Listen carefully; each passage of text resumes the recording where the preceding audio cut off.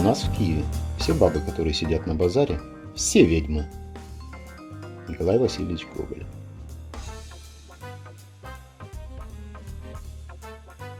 Друг мой Гена ехал с женой Мариной на дачу к старикам встречать Новый год. Они не были уже там месяца 3, и за это время открылась, наконец, долгожданная эстакада. Эстакада – штука хорошая, но в первый раз без пол-литра сходу не разберешься, куда и в какой момент с нее сворачивать. Короче, оказались мои друзья чуть-чуть на встречке и, конечно, тут же нарвались на охотника. А как известно, охотники перед Новым годом особенно бывают свирепые и безжалостные. Капитан Снегирев, давайте-ка документики и пройдемте, Геннадий Викторович, патрульную машину для оформления вашей езды по полосе встречного движения. Гена с надеждой посмотрел на жену, вышел из машины и поплелся за капитаном. Прошло 5 минут, разговор не клеился. Инспектор хотел каких-то запредельных денег, что делало его не оборотнем, а практически честным человеком. Гена, конечно, как мог, аргументированно торговался. Товарищ капитан, это как-то уж слишком много, побойтесь Бога. Вы ж не ради меня одного пришли работать в ГАИ. Но инспектор дал понять, что торг здесь совершенно неуместен, и начал безжалостно доставать ручки с бланками, как вдруг в дверь заглянула Марина и сказала: хватит уже этого балагана, Гена, выйди, я сама с ним поговорю. Гена облегченно выдохнул. Вот, наконец, и тяжелая артиллерия подоспела. И с удовольствием покинул гаишную машину. Капитан, ковыряясь спичкой в губах, криво ухмыльнулся и сказал: «Это что сейчас такое началось? Что вы мне хотите такого предложить, чего не мог предложить ваш муж? Шутки в сторону. Идите-ка в свою машину и верните водителя обратно ко мне.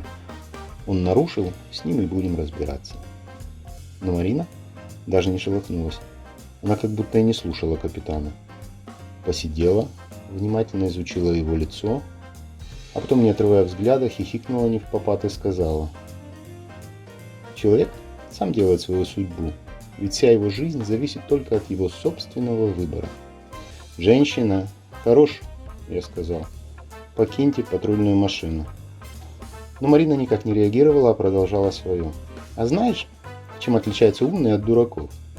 Только тем, что дураки делают неправильный выбор. Как говорится, нет ничего легче, чем иметь тяжелую жизнь. И ты, капитан, сейчас стоишь перед очень-очень важным жизненным выбором. Эй, алло, не надо мне тыкать, я на службе. Вас что, силой вытолкать? Капитан, если бы ты не был таким дураком, ты бы не пристрелил свою любимую собаку, а ее еще вполне можно было вылечить. Были все шансы». Тут капитан Снегирев замер с открытым ртом, посидел немного и с фальшивым спокойствием в голосе спросил: «А откуда вы моего пса знаете?» «Это долго объяснять. Я, как бы это тебе понятнее сказать, экстрасенс, колдунья, ведьма, может, в твоем случае злая ведьма. Знаю, что с человеком было, и вижу, что будет. А тебе, Снегирев, я дам бесплатный совет. Бросай ты свои глупости, навались, пока не поздно, на язву, хронический простатит, и прекрати свои паскудства с тещей. Тьфу, мерзость. К хорошему это совсем не приведет. Импотентом-то станешь. А про тещу вы как? Так же, как и про реанимацию из запаленного коньяка.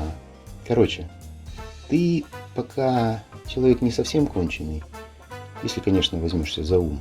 А если не возьмешься, то закончишь, наверное, как твой бедный пес, а может еще и хуже. Помнишь, как у Цоя?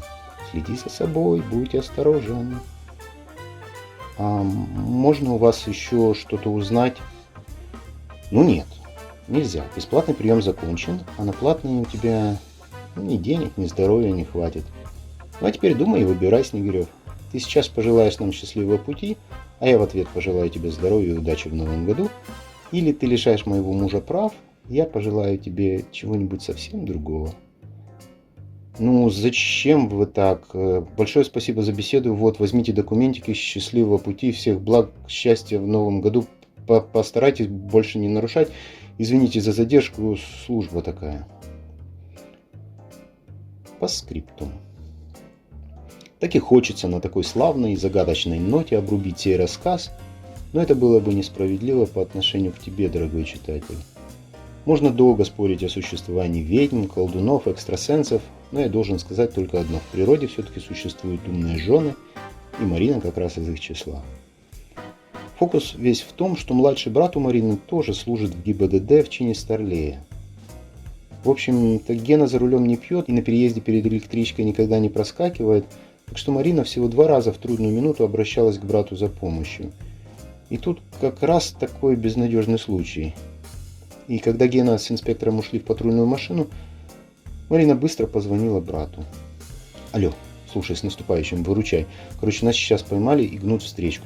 Капитан Снегирев из твоего вроде бы батальона. Снегирев? Вот, блин, только не это. Из моего-то он из моего, но я тебе тут не помощник. Мы с ним заклятые враги. Ты даже не заикайся, что ты моя сестра. Если узнает, то лишит Генку на всю катушку.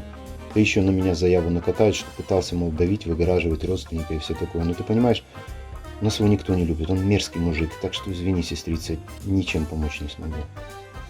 Ой, плохо как. Погоди. А ты можешь мне по-быстрому о нем рассказать? Что, когда, чем отличился, в чем мерзость-то?